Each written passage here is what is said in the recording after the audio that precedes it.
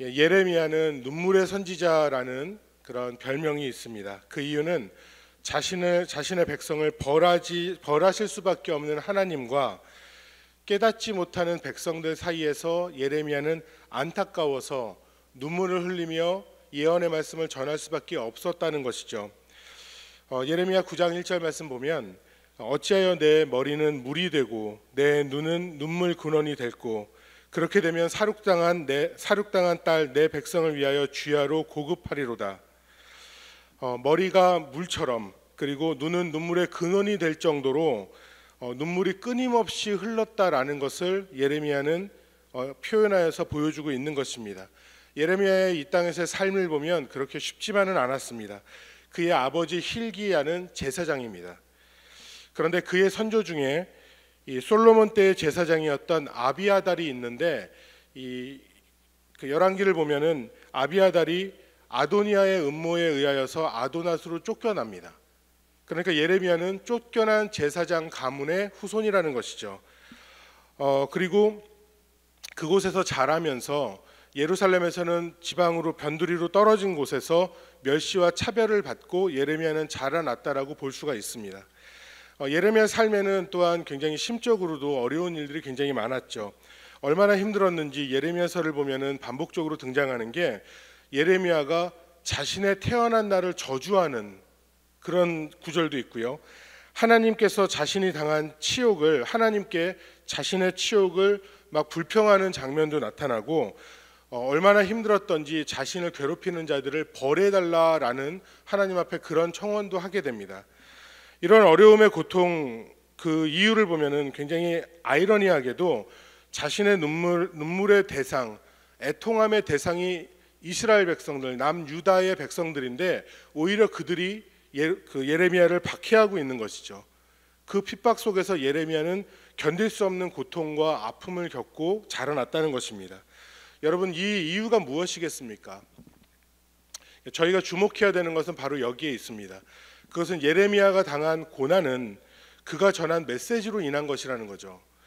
이스라엘의 부도덕한 타락을 외면한 채에 낙관주의로 임하면서 지금은 너무 좋고 항상 문제가 없을 것이다 말했던 다른 예언자들과는 다르게 예레미야는 처음부터 너희들이 이러한 범죄로 인하여서 예루살렘이 파괴될 것이고 남유다가 멸망할 것이고 유다 백성들이 포로로 잡혀갈 것이다, 이 말을 이러한 말씀을 전했기 때문입니다.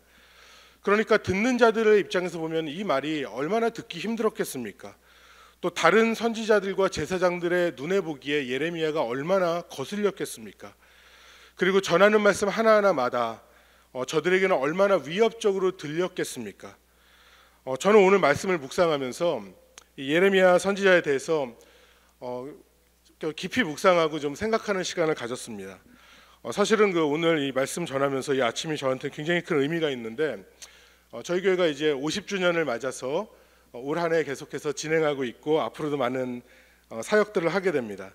1973년에 저희 교회가 처음으로 11월에 설립되어서 예배를 하게 되었는데 저도 1973년에 태어났습니다. 그리고 오늘이 제 50번째 생일이 되는 날입니다. 그래서 보통은 생일날은 어디 가서 푹 쉬고 잘 먹고 막 이러고 와야 되는데 새벽 예배 순서가 딱 걸린 거예요. 그러는데 제가 걸렸다는 말은 참 죄송하지만 생각하면서 하나님 말씀을 전한다라는 게 굉장히 큰 특권이고 은혜라는 생각을 하면서 감사하면서 이렇게 말씀을 준비하고 이 자리에 서게 됐습니다. 근데 말씀을 준비하면서 제가 기대한 게 있었는데 그건 뭐였냐면 오늘 말씀을 딱 펴면은 하나님께서 제게 주시는 정말 놀라운 그런 말씀이 있어야 될 거라고 생각을 했어요. 그런데 오늘 말씀을 그 19장 14절부터 20장 6절까지의 말씀이 원래 본문인데 이 말씀을 보니까 아무리 읽고 묵상하고 묵상을 또 해도 말씀의 요지는 예레미야가 하나님의 말씀을 받은 말씀을 전했더니 결과는 거짓 제사장 바스올에게 매맞고 성전에서 이 목이 고랑에 채워지는 장면으로 끝이 납니다. 내일 본문 좀 이어져야 되는데 9절에서 하나님께서 너는 복의 근원이 될 것이다, 이런 구절을 주셨으면 참 좋겠다. 아니면 너의 미래는 창대할 것이다, 이런 구절이 있으면 좋겠는데 차라리 아니면은 말씀에서 말씀을 똑바로 전하지 않으면 하나님께서 벌을 주실 것이다. 그럼 이제 제가 받으면서 정말 말씀을 신실하게 전하는 목회자가 돼야지 이렇게 생각할 건데, 오늘 말씀의 전체 내용은 말씀을 전했더니 매를 맞는다는 구절입니다. 그래서 기도했어요. 하나님, 오늘 제가 어떠한 영적 교훈을 얻으면 좋겠습니까? 주님, 어떤 말씀을 제가 붙잡고 오늘 하루를 살아가면 좋겠습니까? 분명히 이 말씀에서 주시는 하나님의 메시지는 너 맞고 싶니? 뭐 이런 뜻은 아닐 거 아니에요. 말씀을 그대로 전해라. 그러면 나무고랑이 채워질 것이다. 뭐 이런 것도 아닐 것 같아요. 그래서 묵상하고 기도하는 시간을 이제 나름대로 꽤 오래 가졌습니다. 그러던 중에 하나님께서 예레미야 선지자 그 자체에 대해서 깊이 들여다볼 수 있는 그런 마음을 주셨습니다. 어떤 자를 하나님께서 선지자로 사용하시는지, 그리고 어떠한 삶을 우리 주님께서는 나로 살게 하기를 원하고 우리가 살게 하기를 원하는지 우리들이 이 시간에 함께 나누기를 원합니다. 오늘 말씀은 선지자인 예레미야를 거짓 제사장인 바스홀이 박해하는, 고난을 주는 그러한 사건이 벌어집니다. 쉽게 말하면은 가짜가 진짜를 핍박하는 일이 오늘 본문에서는 벌어지는 것이죠. 이 말씀 앞에서 저희들이 먼저 기억해야 되는 것은 더 이상 우리의 손에는 더하거나 뺄 것이 없는 하나님의 말씀이 우리의 손에 있습니다. 그래서 구약에서와 같이 예언의 말씀을 더 이상 전하는 선지자는 이 시대에 필요하지 않습니다. 그러나 예레미야의 삶은 하나님의 말씀을 듣고 전하는 삶, 그리고 그 말씀을 살아가는 삶을 온전히 살아갔다라는 것을 보여줌으로써 저와 여러분이 이러한 삶을 살 수 있도록 영적인 교훈을 얻을 수 있고 동일하게 적용할 수 있다는 것이죠. 잘 이해가 되시죠? 자, 오늘 본문에서 보면은 발견할 수 있는 예레미야는 어떠한 선지자라고 볼 수 있습니까? 첫 번째는요, 그는 어떠한 상황에서도 사명을 따라서 살았던 선지자라는 겁니다. 14절에서 이렇게 말씀합니다. 예레미야가 여호와께서 자기를 보내사 예언하게 하신 도벳에서 돌아와 여호와의 집들에 서서 모든 백성에게 말하되, 그러니까 지금 예레미야가 말씀을 전하고 있는 것은 여호와의 성전의 뜰, 그 성전 안에 있습니다. 이곳에는 누가 많냐면 제사장들이 가장 많이 지내고 있는 곳입니다. 이들은 이곳에 있는 제사장들은 오래전부터 예레미야를 멸시하고 차별해 왔습니다. 그의 가문이 쫓겨난 가문이기 때문이죠. 그런데 예레미야는 지금 이 순간에 자신을 멸시하고 박해하고 핍박하는 사람들이 가장 많이 있는 성전의 뜰에 들어가서 하나님의 말씀을 전하는 것입니다. 그것도 가장 듣기 싫은 말씀을 전한다는 것이죠. 여러분, 이 예레미야가 이러한 어려운 상황이 놓일 수 있는 곳임에도 불구하고 그가 이곳에 직접 들어가서 말씀을 전하게 된 이유가 무엇입니까? 15절 말씀 상반절에 보면 만군의 여호와 이스라엘의 하나님께서 이와 같이 말씀하시되, 그랬는데 예레미야의 사명은 무엇이냐면 하나님이 주신 말씀을 가서 그대로 가감없이 전하는 것이 예레미야의 사명이었다는 것이죠. 여러분, 우리에게는 이것이 중요합니다. 우리가 이 땅을 살아가면서 사명 앞에서 갈등하는 그런 삶의 순간들이 있습니다. 이 순간 앞에서 인간적인 판단으로 이것이 좋으냐, 아니면 하나님의 명령이기 때문에 이 사명을 따라갈 것이냐, 우리는 어떤 쪽을 쉽게 따라가게 되는 것일까요? 생각해 보면은 사명에는 순종하지 못해서가 아니라 인간적인 판단에 두렵고 손해 볼 것 같기 때문에 그렇게 하지 못하는 것입니다. 여러분, 사명이라는 것이 무엇입니까? 여러분, 거창한 것을 이야기하는 것이 아니라 무엇을 하든 어디에 있든 내가 선 그 자리에서 하나님의 말씀을 듣고 나누고 그 말씀대로 살아가는 것, 그래서 나를 구원하신 예수 그리스도가 내 삶을 통하여서 나의 입술과 나의 생각과 나의 모든 것을 통하여서 드러나고 내 삶을 통해 주님이 영광 받으시는 것, 이것이 우리의 삶의 궁극적인 사명일 것입니다. 여러분, 이것이 중요합니다. 이렇게 살아가는 것이 우리들에게 그렇게 쉽습니까? 그렇게 쉽지 않다라는 거예요. 신앙생활을 하는 데에 피곤한 몸을 이끌고 마음을 집중하여서 예배하는 것, 그렇게 쉽지 않습니다. 가족이나 직장 동료들에게 때로는 외면당하는 것 같은 순간 속에서 말씀대로 살아가는 것이 우리 그렇게 쉽습니까? 건강의 염려 속에서 두려움 속에서 믿음을 지킨다는 것, 항상 말씀을 읽고 기도하며 깨어 있어야 한다는 것, 생각보다 쉽지 않습니다. 삶의 중요한 결정 앞에서 말씀을 따르는 순종, 그렇게 쉽지 않습니다. 그런데 예레미야는요, 한평생 주님께서 주신 사명을 따라서 하나님의 심판의 말씀을 선포하는 삶을 그는 살았고, 주님께서는 그런 예레미야를 기뻐하셨고 인정하셨다라는 사실입니다. 이 아침에 우리 주님께서 내게 주신 말씀이라면, 우리들이 내게 주신 사명이라면 사람의 눈으로 보는 판단이 아니라 주님께서 완벽한 계획으로 완벽한 뜻으로 인도하셨다는 것을 믿고 순종함으로 우리가 하나님께서 내게 주신 사명들 감당할 수 있는 것을 믿고 고백하고 다짐할 수 있는 이 아침 되면 참 좋겠습니다. 두 번째는요, 예레미야는 말씀을 지키는 자였습니다. 말씀을 지키는 자. 20장 1절 보면 바솔이라는 인물이 나오는데 그는 제사장이고 성전의 총감독이었습니다. 그런데 2절 말씀을 보면 그는 선지자 예레미야를 때렸다고 하고 성전 안 북쪽에 있는 나무 고랑에 목을 채워둡니다. 굉장히 이상한 장면입니다. 왜 바솔이 제사장인데 바솔이 왜 예레미야를 때리고 목에 고랑을 채워서 저쪽 안쪽 북쪽 뜰에다가 그를 놓은 것입니까? 쉽게 말하면 예레미야는 말씀을 지키는 자였는데 그에 반해서 바솔은 성전을 지키는 자였기 때문에 그렇습니다. 총감독이라고 그랬죠. 예레미야는 남유다의 죄악이 드러나도록 지적하고 저들의 회개를 촉구하는 반면에 하나님의 심판의 메시지를 전해야 했습니다. 왜냐하면 이것이 하나님께서 주신 말씀이기 때문에 그래요.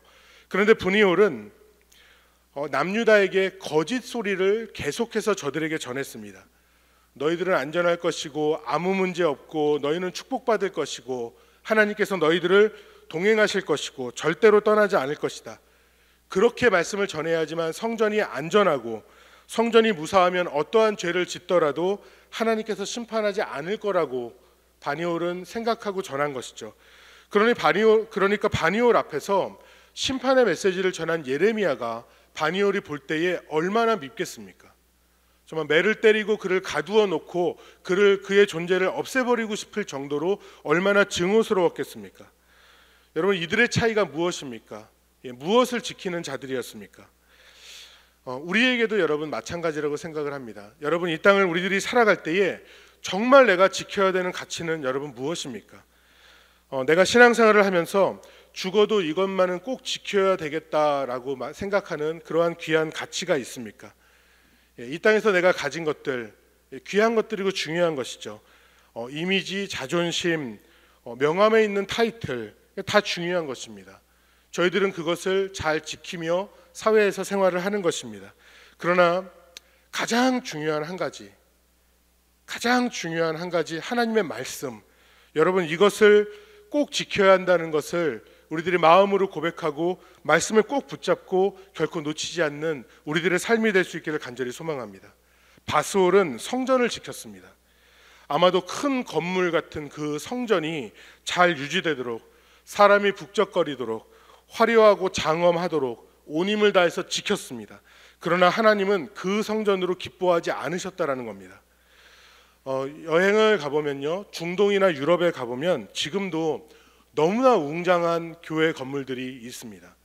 그 건물들을 보면 좌석도 많지만 외관을 보면은 어쩜 이렇게 멋있는 건물들을 지었는지 모릅니다. 굉장히 많은 그 크고 아름다운 그 장엄한 건물도 하나님의 은혜가 떠나면 돌덩어리에 불과합니다. 장엄한 건물을 그렇게 많이 세웠던 중세 1200년이 지나서 찬란한 종교개혁이 임했을 때는 하나님의 말씀 앞에 서서 그 말씀이 가장 중요한 진리라는 것을 지키는 사람들을 통해서 개혁이 되었다라는 것을 우리들이 기억해야 할 것입니다. 사랑하는 여러분, 여러분 정말 뭐가 가장 중요하세요? 정말 중요하게 이건 내가 이렇게 살아야지, 이것만큼은 놓치지 말아야지, 어떠한 가치를 가지고 계십니까? 이것이 가장 중요한 그 한 가지가 하나님의 말씀 되기를 간절히 축복하며 소망합니다. 이 말씀은요, 힘이 있습니다. 하나님의 말씀은 능력이 있고 나를 지키고 변화시키고 치유하고 회복하고 인도하는 하나님의 말씀이라는 것을 믿으시고 우리의 삶으로 반복적으로 계속해서 매일 경험할 수 있는 은혜가 있기를 간절히 바랍니다. 마지막 예레미야는 하나님의 약속에 희망을 품었습니다. 20장 2절부터 6절까지의 말씀을 요약하면 예레미야의 고난의 장면들이 담겨 있고요. 그 다음에는 남유다 모든 자들의 심판에 대한 내용이 본문에는 기록이 되어 있습니다. 그런데 예레미야 20장 한참 앞에 보면 12장 말씀을 보면요, 지금은 이렇게 심판을 말하지만 하나님께서는 회복에 대한 소망의 말씀도 이미 주셨습니다. 무엇이냐면은 심판 속에서 저들이 죄를 자복하고 회개하고 하나님 앞에 돌아오면 하나님께서는 이스라엘뿐만이 아니라 이방 나라까지 구원하신다라는 약속의 말씀을 주셨습니다. 자, 한번 우리가 이 상황을 한번 볼까요? 현재 예레미야는 고난을 당하고 매질을 당하고 갇혀 있는 상황입니다. 곧 남유다는 멸망하고 바벨론으로 끌려가기에 놓인 그런 비참한 상황을 앞에 두고 있습니다. 그런데 여기에서 그치는 것만이 아니라 예레미야가 바라본 것은 붙잡은 것은 하나님의 말씀인데, 하나님 앞에 저들이 돌이키기만 하면 가까운 미래에는 하나님께서 저들을 회복시키시고 다시 하나님의 백성으로 삼아 주실 그런 축복된 날을 예레미야는 하나님의 약속을 의지하여서 기대했다는 것입니다. 그렇기 때문에 지금 이 순간은 고난이지만 예레미야의 시선은 무엇을 향하고 있습니까? 현재의 고난이 아니라 미래의 소망이라는 것이죠. 하나님의 약속의 말씀이 반드시 이루어질 것을 믿음의 눈으로 보며 기대하고 있는 것입니다. 미래의 희망이 있으면 현재의 고난을 이길 힘이 생깁니다. 유대인 대학사를 다루었던 죽음의 수용소라는 책에서 이 벡터 프랭크라는 이 저자는 어떠한 말을 했냐면, 어떠한 절망 속에도 희망이 있으면 지금을 살아갈 의미가 있다. 굉장히 의미 있는 그런 그 문장 아닙니까? 여러분, 혹시 우리가 이 땅을 살아갈 때에 여러분 마음이 답답하고 힘겹고 무거운 것들이 혹시 우리에게 있습니까? 이 새벽에 나올 때에 힘겨운 마음으로 추스리고 나와서 무거운 기도의 짐들 가지고 나온 분들이 계십니까? 혹시 고난 속에서 아파하고 있고 상황이 해결되지 않아서 답답한 분들이 계십니까? 여러분, 예레미야를 가슴에 품으시고 떠올리시기를 바랍니다. 예레미야처럼 하나님의 약속이 조만간에 하나님이 계획하신 그 시간에 여러분의 삶에서 반드시 응답받는다는 것, 이루어질 거라는 것을 여러분 믿으십니까? 그 믿음으로 지금을 사는 겁니다. 지금을 견디고 돌파하고 지금의 나를 통해 역사하실 우리 주님께서 영광 받으시기를 간절히 소망하며 간절히 바라며 갈망하시기를 바랍니다. 제가 오늘 세 가지를 나누었죠. 예레미야 선지자를 통해서 우리가 적용할 수 있는 삶은 사명을 따라 살고 말씀을 지키며 살고 미래의 소망을 품고 사는 것입니다. 예레미야와 같이 하나님을 기쁘시게 하는 우리 모두가 되기를 우리 주 예수님의 이름으로 간절히 축원합니다.